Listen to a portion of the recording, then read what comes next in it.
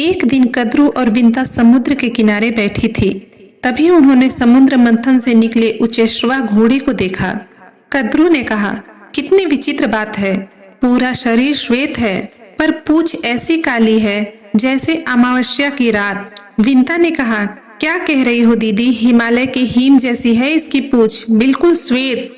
नहीं विंता, तन बिल्कुल वैसा है जैसा तुम कह रही हो, श्वेत, पर इसकी पूंछ काली है। इस बात को लेकर कद्रू और विंता में शर्त लग गई। विंता बोली, आप हार जाओगी दीदी, श्वेत और काले में फर्क होता है, मैंने अपनी आंखों से देखा है उसकी पूंछ श्वेत है। कद्रू बोली, देखा तो मैंने भी है कि उसकी पूंछ काली है और मुझे अपनी आंखों पर पूरा विश्वास है। अभी तो वो वापस चला गया, कल सुबह आकर देखेंगे, लेकिन हारने वाले को जीतने वाले की बात माननी होगी। विंता मान गई। इधर कद्रू ने आकर अपने 1000 नागपुत्रों से कहा, कल सुबह होने से पहले तुम सब जाकर सूक्ष्म रूप से उचेश्रवा की पूंछ से लिपट जाना। दूर से देखने पर किसी को भी भ्रम हो जाएगा कि उसकी पूंछ काले रंग की है। कद्रू के कुछ नागपुत्रों ने उसकी बात नहीं मानी तो कद्रू ने उन्हें श्राप दे दिया कि तुम सब अग्नि कुंड में जलकर भस्म हो जाओगे। ये मेरा श्राप है।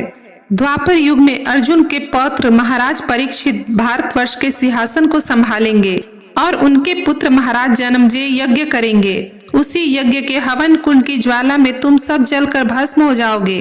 अगली सुबह कद्रू जाकर विंता से बोली, उचेश्रवा के आने का समय हो गया, चलो चलकर देखते हैं शर्त कौन हारता है, तुम या मैं। कद्रू ने विंता से कहा, हारने के बाद कहीं दंड स्वीकारने से मना तो नहीं करोगी?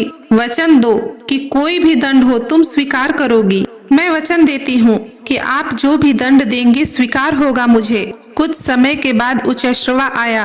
नागों के लिपट जाने के कारण दूर से उसकी पूंछ काली नजर आ रही थी। इस तरह कद्रू धोखे से शर्त जीत गई और विंता को अपनी दासी बना लिया। उचित समय आने पर विंता के दूसरे अंडे से गरुड़ का जन्म हुआ। गरुड़ ने कद्रू से अपनी माँ को दासता से मुक्त कराने का उपाय पूछा। कद्रू ने बताया, समुद्र मंथन से निकला अमृत गरुड़ स्वर्ग से लाकर उसे दे दे तो वो उसकी माँ को दासता से मुक्त कर देगी।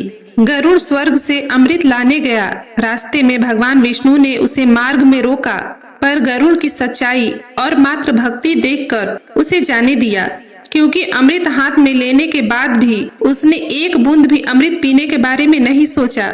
गरुड़ ने अमृत लाकर कद्रू को दे दिया। इस तरह गरुड़ ने अपनी माँ को दासता से मुक्त कराया।